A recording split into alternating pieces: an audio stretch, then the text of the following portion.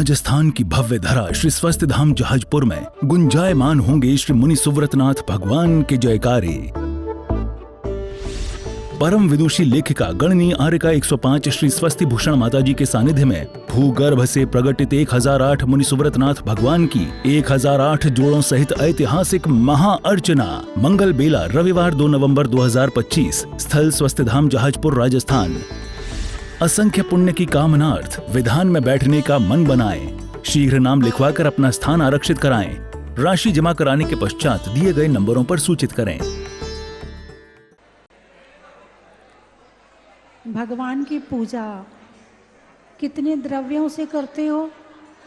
8 द्रव्यों से। क्या क्या चढ़ाते हो? जल, बोलिए जल। देखो द्रव्य तो 8 है, अर्घ तो सबका मिक्स है।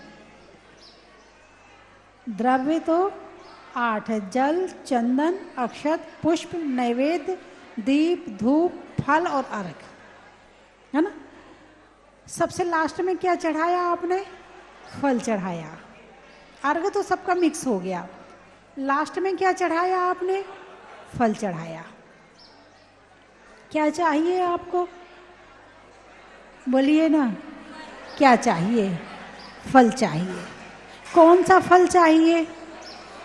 आम का, इमली का, अंगूर, नाशपाती और कौन कौन से फल होते, मुझे तो नाम भी याद नहीं रहते हैं। हैं?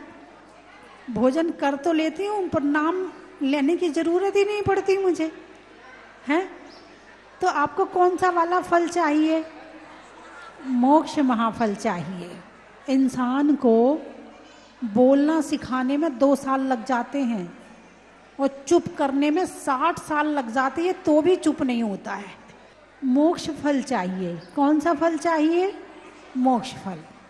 बाकी संसार में कितने तरह के फल होते हैं? बहुत तरह के होते हैं, गिनती नहीं कर पाएंगे। हिमाचल में जाओगे तो अलग तरह के फल मिलेंगे, यूपी में जाओगे तो अलग तरह के मिलेंगे, है ना। कहीं जाओगे तो अलग अलग तरह के फल मिलेंगे। अब बात आज फल की करनी है। फल होते कहाँ पर हैं? पेड़ में। कहाँ होते हैं? पेड़ में। मोक्ष फल कौन से पेड़ में लगता है? बोलिए ना, मोक्ष फल कौन से पेड़ में लगता है? धर्म रूपी वृक्ष में मोक्ष रूपी फल लगता है। और यदि एक बार मोक्ष रूपी फल मिल गया तो संसार में किसी दूसरे फलों की आवश्यकता नहीं पड़ेगी। जब तक मोक्ष रूपी फल पर ध्यान नहीं गया है तभी तक आम चाहिए, सेब चाहिए, अनार चाहिए, ये चाहिए, ये चाहिए, ये चाहिए, चाहिए चाहिए तब तक है जब तक मोक्ष रूपी फल पर ध्यान नहीं गया। बच्चे परीक्षा देते हैं, फिर क्या चाहिए उन्हें? परीक्षा फल चाहिए। फल का मतलब लास्ट की पोजीशन, फल का मतलब मंजिल, फल का मतलब लक्ष्य, फल का मतलब जहां जाकर दी एंड हो जाए। फल का मतलब यही हुआ ना भाई, फल मिल गया, बस हमें अब कुछ नहीं चाहिए, हमने जितनी मेहनत करी थी हमें फल मिल गया। फल का मतलब तो यही हुआ ना। तो फल चाहिए तो सही, लेकिन अभी दृष्टि यदि बाहर है तो बाहर के फल चाहिए, और दृष्टि यदि आत्मा पर है तो फिर मोक्ष फल चाहिए। जिसकी दृष्टि शरीर पर है, जिसकी दृष्टि जिह्वा के स्वादों में है, उसे बाहर के फल चाहिए, और जिसकी दृष्टि आत्मा पर है उसे मोक्ष फल चाहिए। आपको कौन सा फल चाहिए? बोलिए ना। देख लो, अभी बाहर निकलते ही देखो कहीं अमरूद मिल रहे हो तो देख लेना जरा। हाँ, जरा वो फल का ठेला है, जरा रोक दो, जरा गाड़ी, वो फल मिल जाए। अच्छा, अब हम उसे फल क्यों कहते हैं? पेड़ में जो लगता है उसे फल क्यों कहते हैं? फल का मतलब क्या है? अंतिम परिणाम, है ना। सबसे पहले बीज बोया, जड़ निकली, पौधा ऊपर आया, तना बना, शाखाएं बनी, पत्तियां निकली, फूल आया, फूल खिला, फिर फूल में ही फल आ गया। अब अंतिम परिणति जो है वो फल की है। जो वृक्ष में सबसे अंतिम में आता है उसका नाम है फल। जो अंतिम में प्राप्त होता है उसका नाम है फल, इसलिए उसको फल कहते हैं।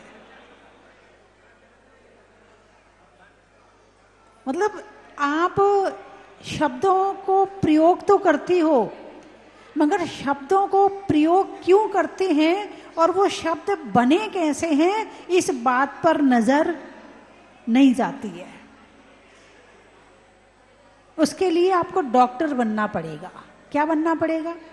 एक डॉक्टर वो है जो शरीर की बीमारियां खोजता है, और एक डॉक्टर वो है जो पीएचडी वाला होता है, जो खोज करके किताब लिखता है, उसे भी डॉक्टर कहते हैं। इसलिए डॉक्टर कहते हैं कि उसने खोज करी है।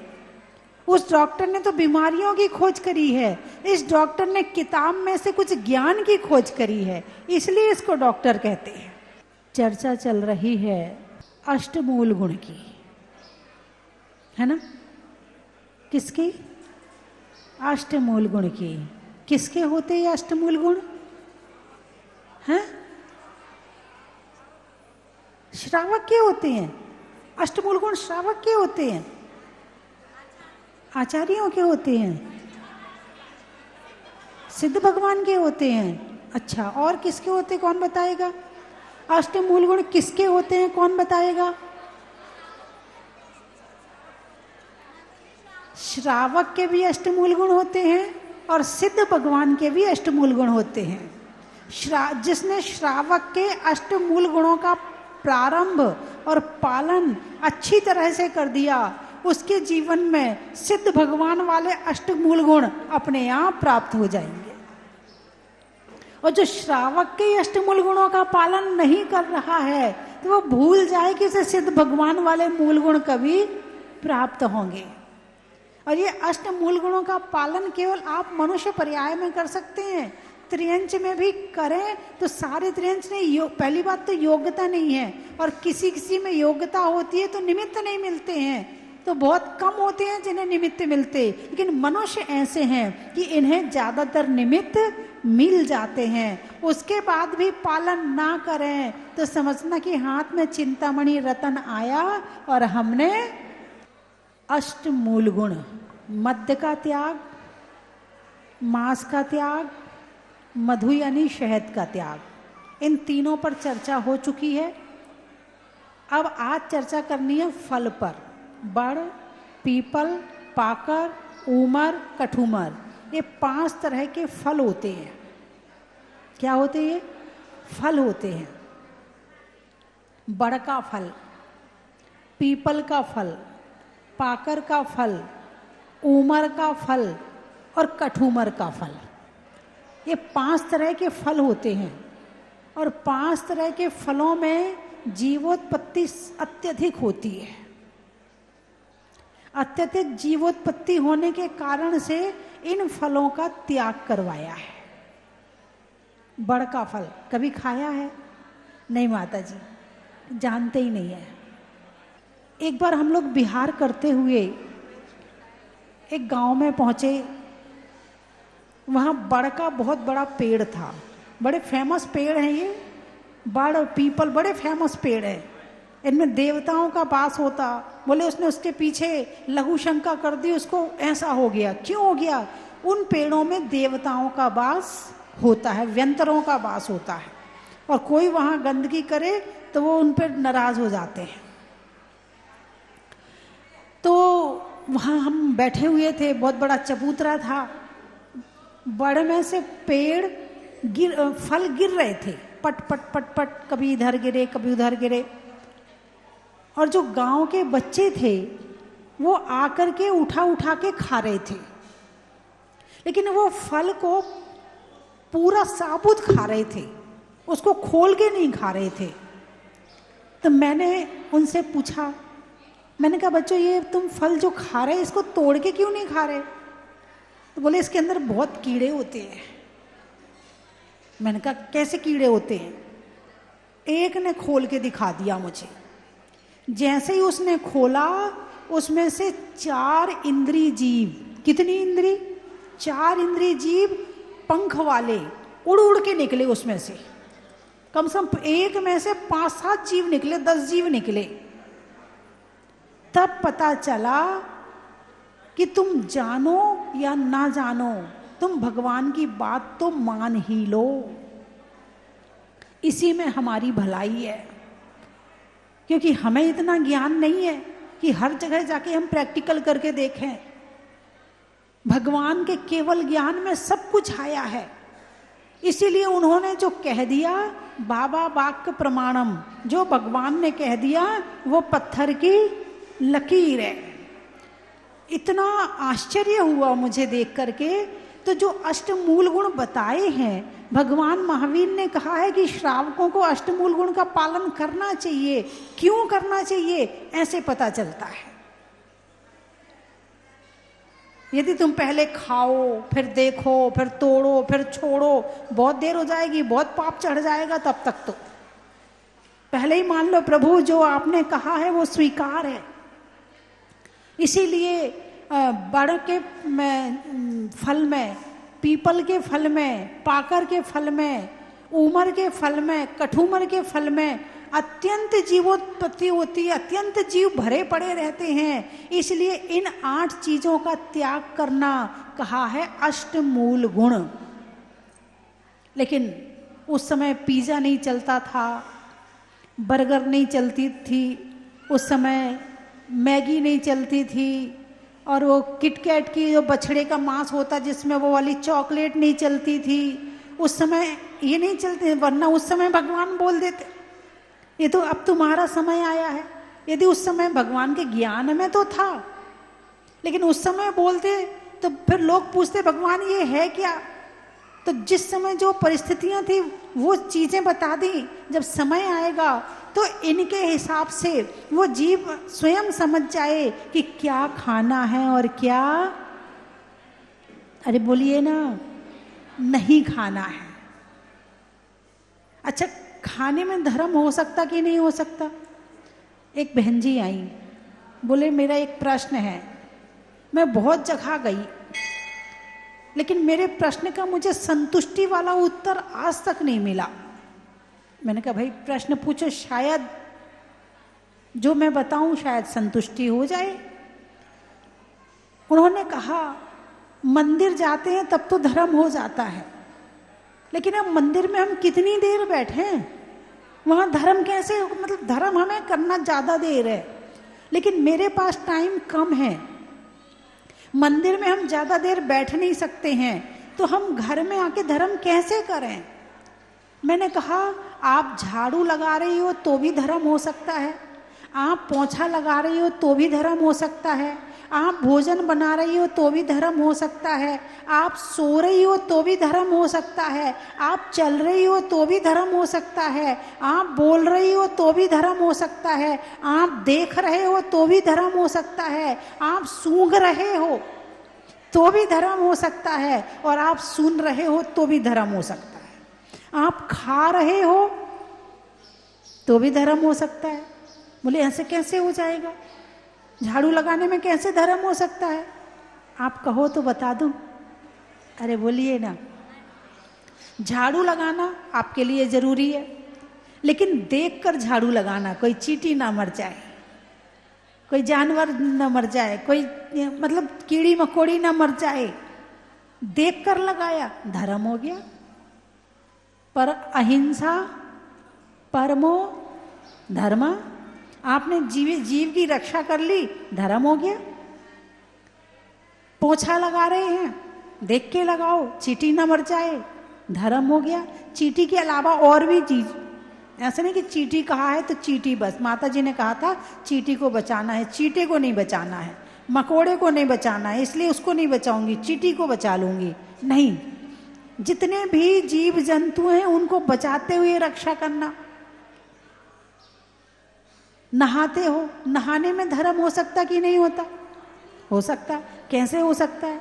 ऐसे हो सकता है कि भाई जल्दी कर लो, मंदिर जाना है, जल्दी जल्दी जल्दी नहा, भाई टाइम हो रहा है, मंदिर में अभिषेक निकल जाएगा, जल्दी करो। लो, नहाने में धर्म हो गया, नहाते नहाते भी पुण्य कमा लिया। नहाने में आप कौन सी साबुन लगा रहे हैं? आपने देखकर बाजार से खरीदी कि चर्बी वाली साबुन नहीं खरीदना, अहिंसक साबुन खरीदना है, लो धर्म हो गया। आप लिपस्टिक लगाते हो, लिपस्टिक वो नहीं लगाना जिसमें खून होता है, जो शाकाहारी है वो लगाना, लो धर्म हो गया। हालांकि लिपस्टिक लगाना धर्म नहीं है, एक बात ध्यान रखना, है तो पाप, लेकिन बहुत सारे ज्यादा जो पाप लग रहा था उससे तो बच गए ना।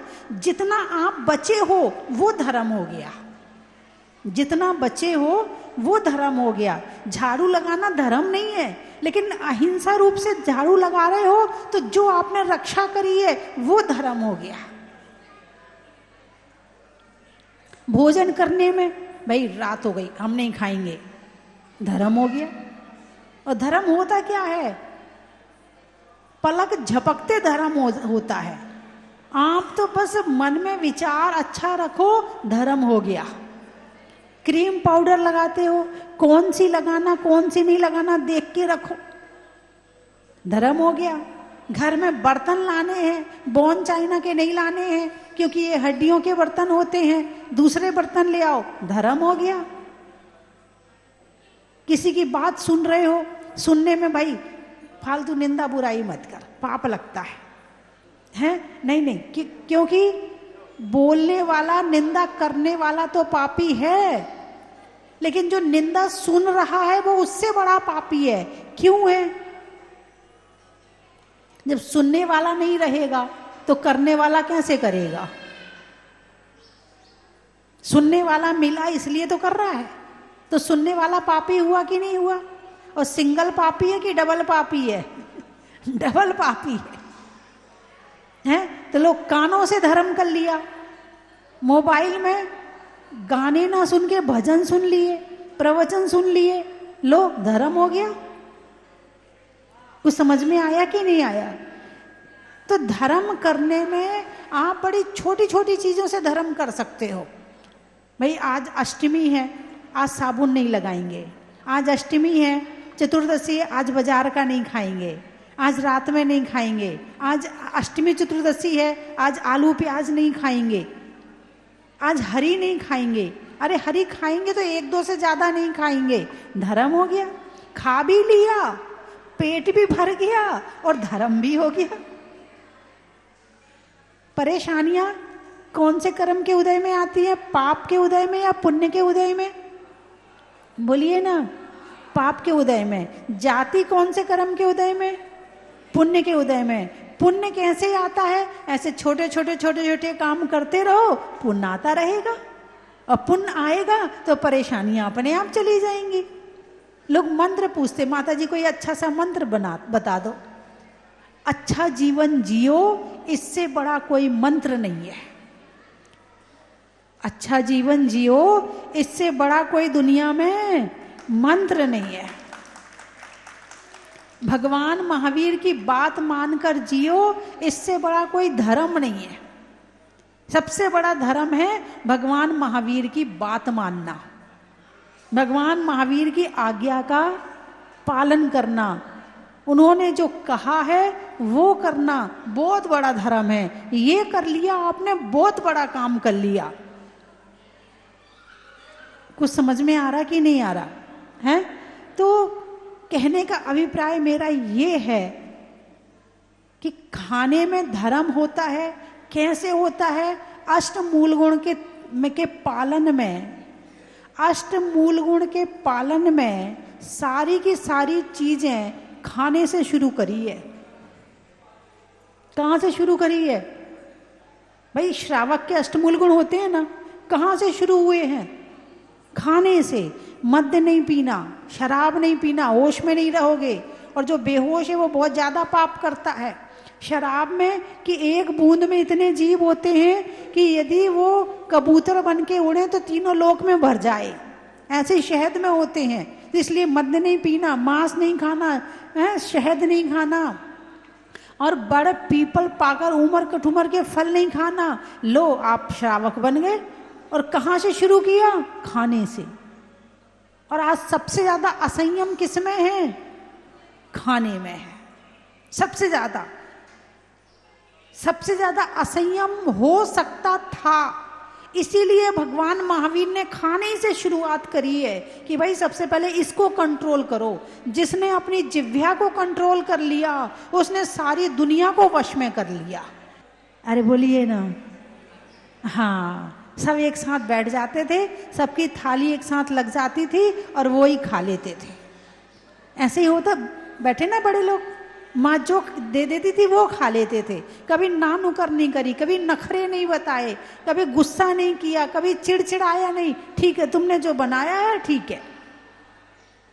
है ना। और अब तुमने ये क्यों बना दिया, तुम ये क्यों नहीं बनाती हो, तुम ऐसे क्यों बनाती हो, तुमने ये क्यों बना के रख दिया, हम ये नहीं खाते हैं, हम ये नहीं करते हैं।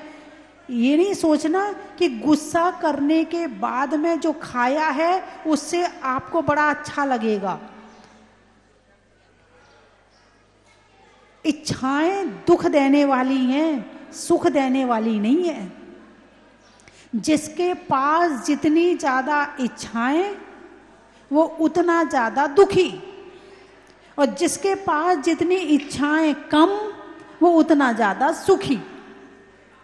संसार में दुखी और सुखी की परिभाषा महल से नहीं है, कोठी बंगला गाड़ी से नहीं है, खाने पीने के सामान से नहीं है, कपड़े और ज्वेलरी से नहीं है। सुख और दुख की परिभाषा यहां से मत मान लेना। सुख और दुख की परिभाषा है जितनी ज्यादा इच्छाएं उतना ज्यादा दुख, और जितनी इच्छाएं कम उतना सुख, और इच्छाएं खत्म तो परम सुखी हमारे भगवान बैठे हुए हैं। कुछ समझ में आया कि नहीं आया? अब दिखाने का जमाना है, खाने का जमाना कम है और दिखाने का जमाना ज्यादा है। और इस दिखाने के जमाने में इंसान सबसे ज्यादा दुखी रहेगा। जितने डिप्रेशन में आज के बच्चे हैं, पहले के बच्चे कभी डिप्रेशन में आए? अरे बोलिए ना, कभी नाम सुना था डिप्रेशन का? आज से 25-30 साल पहले, 40 साल पहले डिप्रेशन शब्द नहीं सुना था मैंने, शब्द ही नहीं सुना था। बीमारी तो छोड़ो, शब्द ही नहीं सुना था कि डिप्रेशन नाम की कोई बीमारी भी होती है। ओवर थिंकिंग नहीं सुनी थी कभी मैंने। ये कब से आई है? ये जब से जितनी इच्छाएं आई हैं, जब से टीवी आई हैं, जब से एडवर्टाइजमेंट आई हैं, जब से ये मोबाइल आया है, तब से ये सारी बीमारियां आई हैं। कुछ समझ में आया है? जो जितना ज्यादा मोबाइल का उपयोग करेगा वो उतना बीमार रहेगा, दिमाग से भी, मन से भी, स्वभाव से भी और शरीर से भी। और जो मोबाइल का जितना कम उपयोग करेगा वो उतना सुखी रहेगा।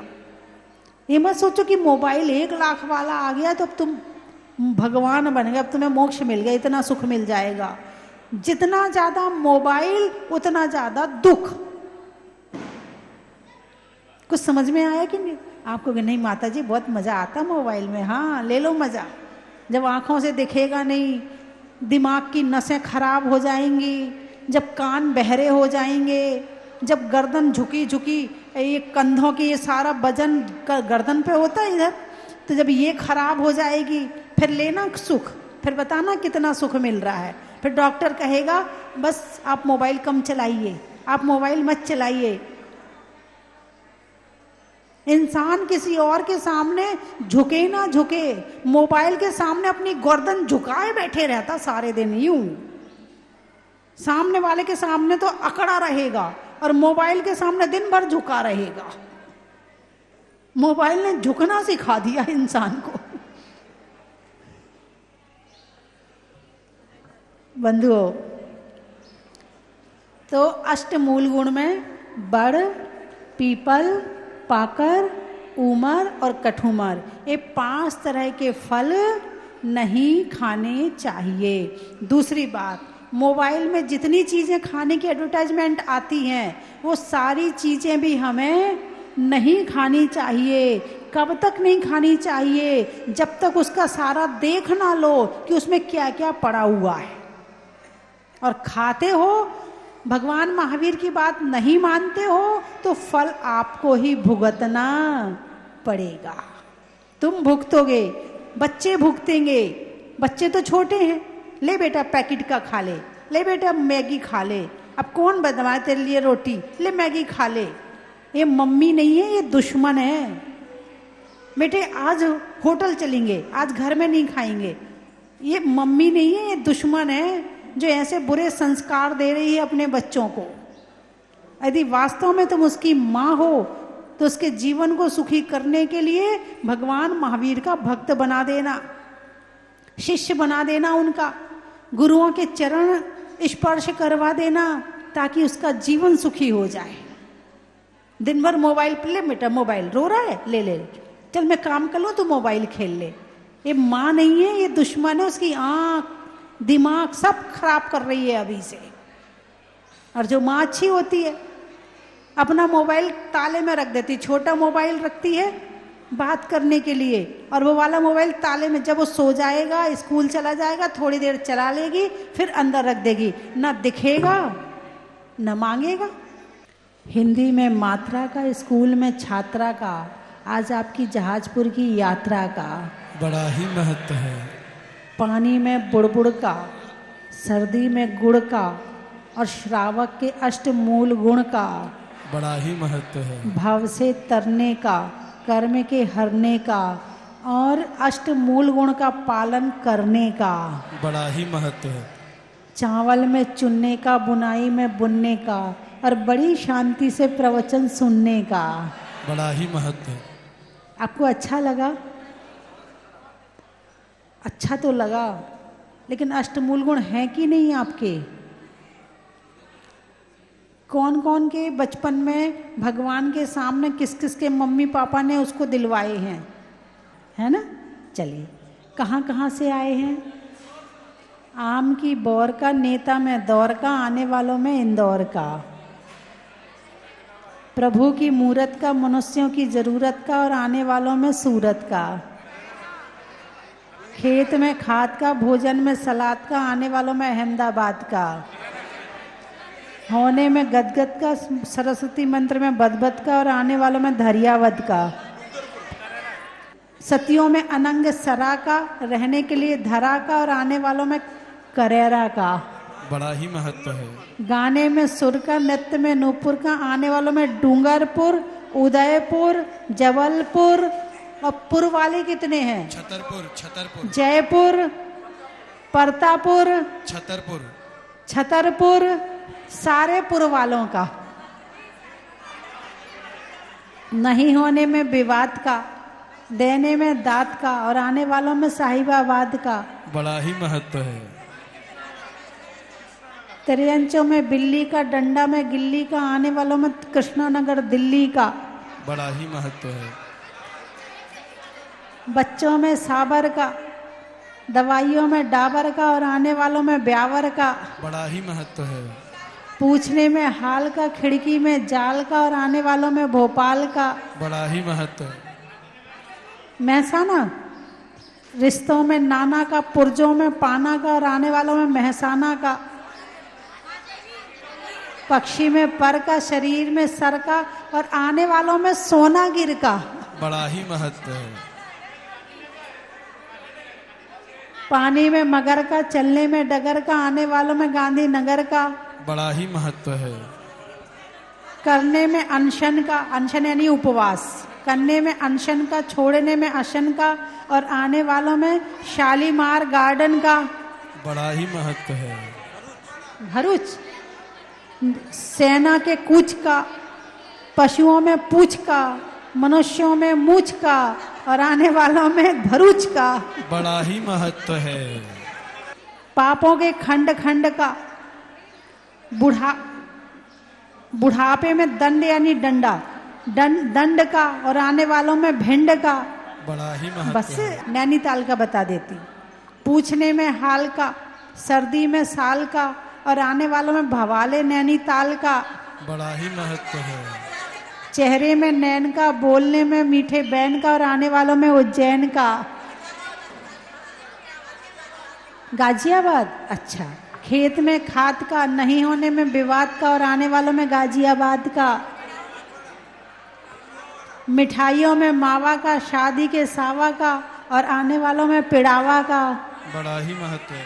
बंधुओं, आज ये जहाजपुर तीर्थ, स्वस्थी धाम जहाज मंदिर, भूगर्भ से प्रकटित अतिशयकारी मुनीश्वरनाथ भगवान का जहाज मंदिर पूरे विश्व की अद्वितीय धरोहर बन चुका है।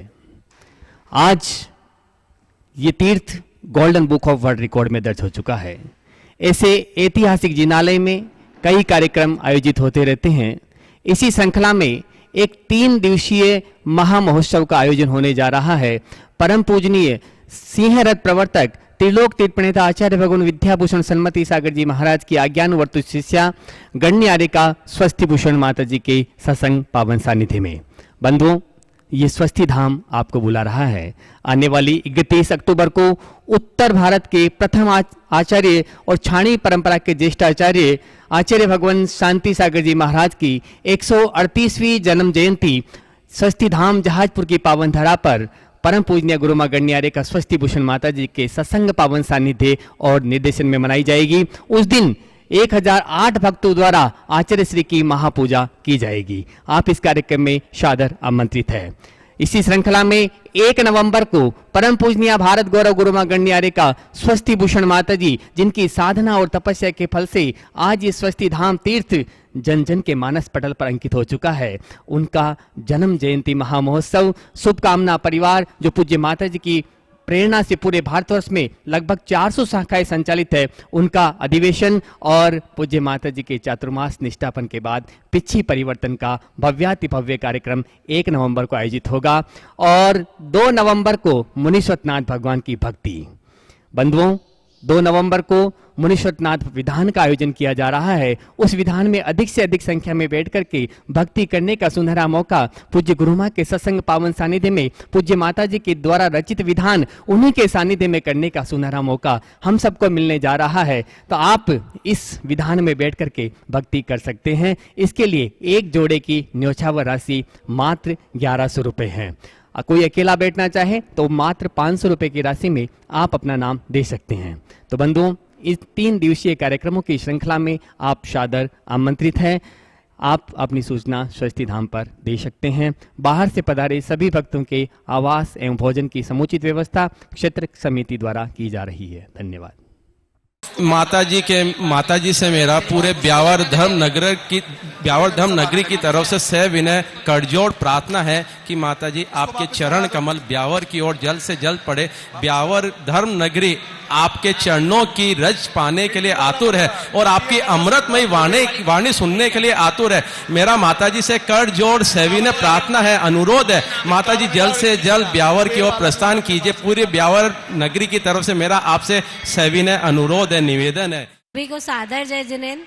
हम यहाँ लगातार 7 वर्ष से यहाँ पर आ रहे हैं और माता जी के आशीर्वाद से हम आगे भी आते रहेंगे और यहाँ व्यवस्था बहुत अच्छी है और सभी को साल में एक बार आप नियम बना लीजिए कि आपको यहाँ दर्शन करने आना ही है। उससे ज़्यादा भी आएंगे तो कोई बात नहीं, बट एक बार आप सब लोग यहाँ मुनीश्वरनाथ भगवान के दर्शन करने ज़रूर आए। जय जिनेन्द्र। हमारा प्रोग्राम मुनीश्वरनाथ जी के दर्शन करने का बहुत बार बना है और लेकिन नहीं आ पाए, लेकिन अचानक से अतिशय हुआ है और हम दर्शन करने पहुंचे और बहुत अच्छा लगा। जिनवानी भेंट करके भी बहुत अच्छा लगा और आप एक बार जरूर आए दर्शन करने के लिए। सभी यहाँ की व्यवस्था बहुत अच्छी है और बाबा की प्रतिमा तो आप देखते ही रहें, ऐसा अतिशय उनकी प्रतिमा का। जय जिनेन्द्र।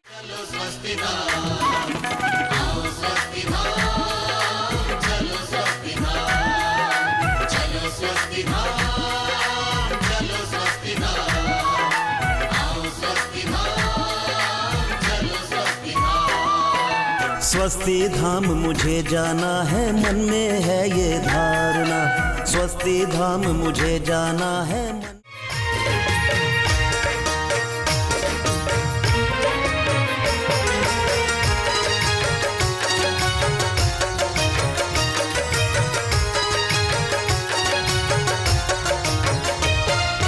पिता सुमित्र के राज दुलारे, माँ पद्मा जी के नैनों के तारे।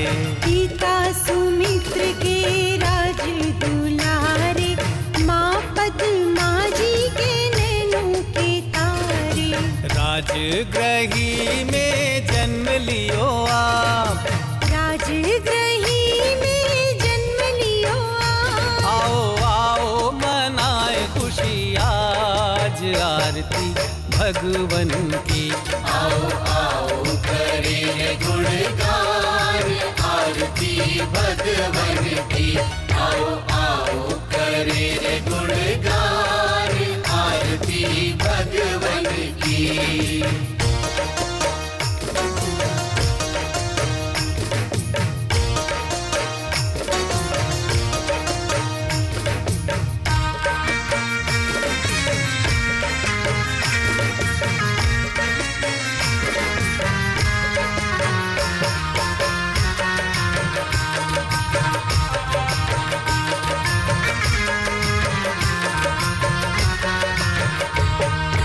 घी कपूर बाती से ज्योति को जला के, प्रभुवर के चरणों में शीश को नवा के। घी कपूर बाती से ज्योति को जला के,